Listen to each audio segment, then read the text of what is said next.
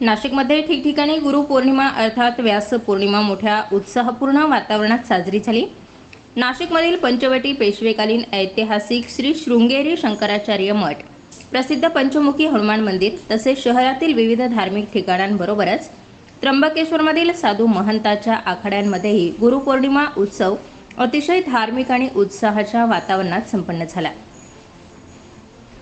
विविध ठिकाणी गुरूंना वंदन करण्यासाठी भाविकांनी गर्दी केली। त्याचप्रमाणे शहरातील दत्त मंदिरांमध्ये देखील भाविकांनी दर्शनाला गर्दी केली।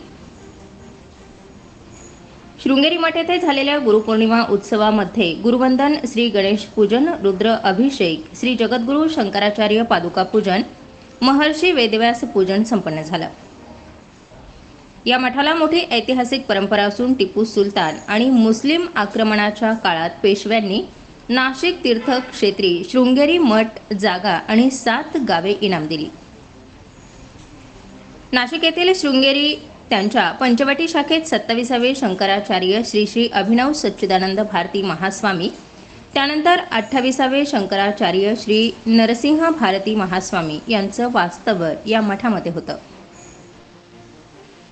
त्यांच्या महानिर्वाणानंतर या दोन्ही शंकराचार्यांच्या समाध्या नाशिकमधील या मठात असून अशा प्रकारचा हा देशातील एकमेव मोठा मठ आहे।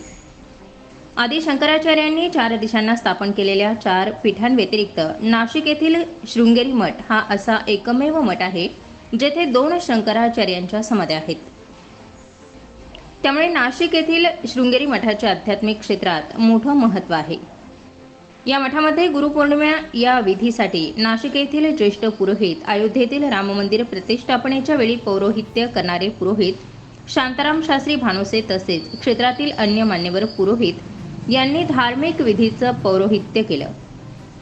मराठीतील सर्व कार्यक्रमाचं व्यवस्थापन मानद व्यवस्थापक रामगोपाल अय्यर यांनी केलं।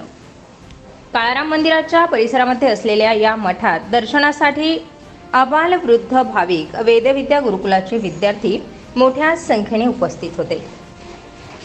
यावेळी अधिक माहिती श्री शांताराम शास्त्री भानुसे, ख्यातनाम आणि अयोध्या राम मंदिर प्राण प्रतिष्ठापना पौरोहित्य करणारे वेदशास्त्र संपन्न ज्येष्ठ पुरोहित यांनी दिले।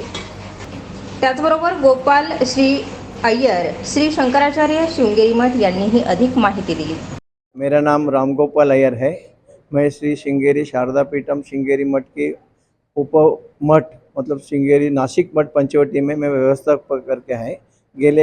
गया 5 साल से मैं इधर काम देख रहा हूँ। मेरे उसके आगे मेरा 28 साल मेरे पिताजी थे और भारती तीर्थ स्वामी जी की कृपा से मैं इधर देखभाल के लिए आया हूँ। यहाँ पे आज का जो संपन्न हो गया है, जो महर्षि वेदव्यास और गुरु पूर्णिमा की पूजा थी, जो अपने शांताराम भानुसे गुरु जी ने बता दिया कि क्या क्या किया है आज, और सुबह 8 बजे से हम यहाँ किया है। यह मठ बहुत प्राचीन है।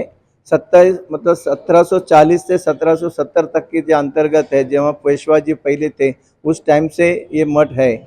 28 और 29वां जगतगुरु की समाधि, ये 2 समाधि आप देख रहे हैं, वो समाधि है यहाँ पे, उसे हम अधिष्ठान कहते हैं। तो उस समय से ये है, मतलब श्रृंगेरी से जिस पुराना स्थापित मठ बोलेगा तो ये श्रृंगेरी शंकराचार्य पंचवटी मठ ही स्थापित है। स्टार 24 फास्ट न्यूज साठी गौरव पाटील, नाशिक।